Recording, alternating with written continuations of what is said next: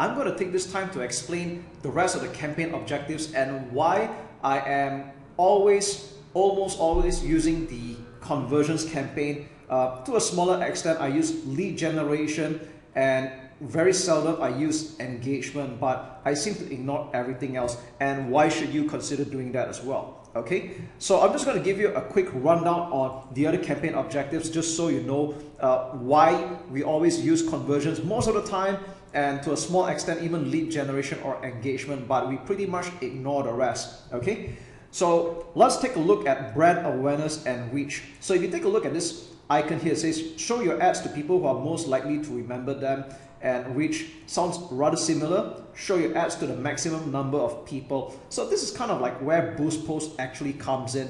And if you have done any Facebook marketing before, or you have clicked the Boost Post button, then you know that you will get a lot of reach, perhaps for more bang for the buck. Apparently you get a lot of likes, a lot of social proof, a lot of reactions, people commenting even, but there's a problem with that. You're not getting even the interested prospects, because what's happening here is that it's just showing advertisements to people that have the habit of commenting and liking. So we don't really want that going on. Okay, so that's why I stay away from brand awareness and reach. I had pretty much not used them at all. Okay, now the next one, and this is a deception here. Okay, traffic.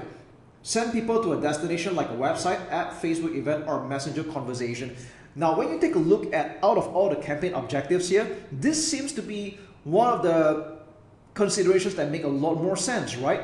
But I'm just going to warn you up front, stay away from using traffic objective, okay, despite the way it sounds, because what's happening here is that you're going to get most probably a lot of clicks. So you get a low cost per click. A lot of people are clicking on your Facebook ad, and it might seem exciting initially, just like Boost Post. But the problem is that Facebook is serving your advertisement to people or Facebook users that are very click happy. That means they have a certain behavior of always clicking on things, and you might know some friends or some Facebook users that are like that. Now imagine that your advertisement is going out to people like that, and you're not going to get any purchasers or even a lead for that matter. So don't do that. It's rather deceptive. Stay away from it. Okay, I've spent quite a bit of money doing this. I do test it every now and then, and if you don't believe me, feel free to spend a little bit of your money to test this out, and you'll find that this is also the case. All right, so out of all the campaign objectives here, this is probably the most deceptive, and where a lot of people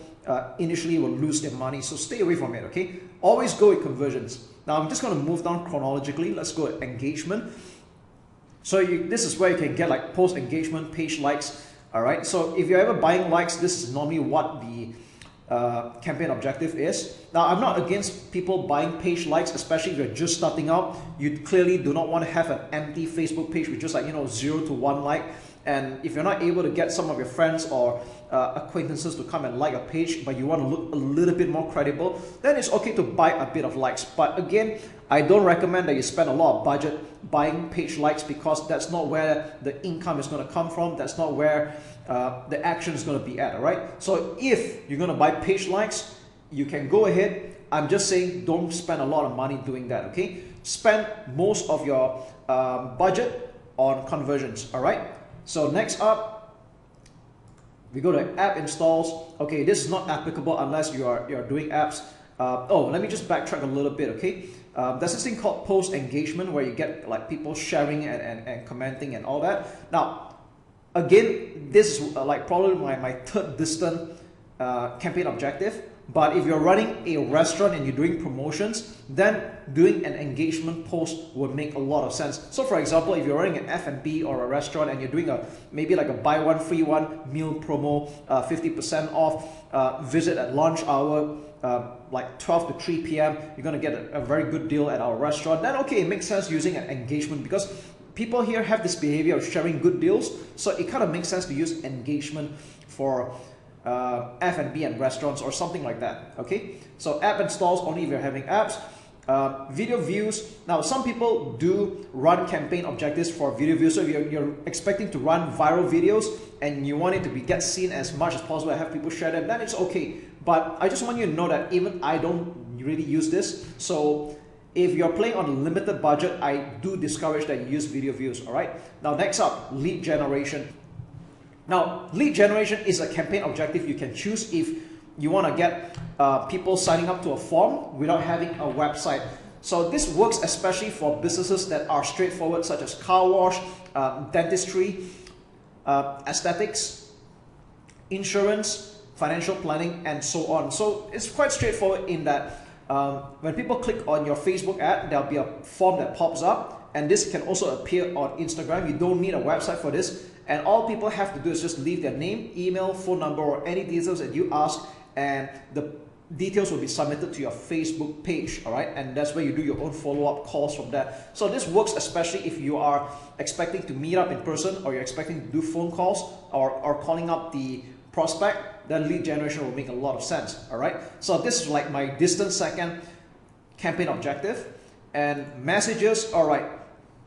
If you want to have people message you directly on Messenger, then you can select messages as well. But I would say that this is probably one of my least favorite campaign objectives as well, because it's a lot of work. You're expecting to write to a lot of people, unless you're doing quite some fact finding, and then that's okay, all right? But one of the pros is that you don't really need a website for this. But with that said, conversions is really where the action is at. I would say that almost all the time, like 80, 90, or even 100% of the time, you'll be using campaign objective, and that's what I teach in my training, okay? So I've already covered that in greater detail in other videos already, so this needs no going through anymore. And followed by catalog sales and store traffic. So catalog sales only makes sense if you are having a catalog on your Facebook page, and store traffic if you are running Facebook ads to e-commerce. But then again, you should still be using conversions. So that is what all these campaign objectives are in a nutshell. I've already explained to you what they're all about, and now you know why we always go with conversions, and we pretty much don't quite care about the rest, only to a small extent lead generation, and to a smaller extent engagement, okay? So yeah, that's really all there is to it.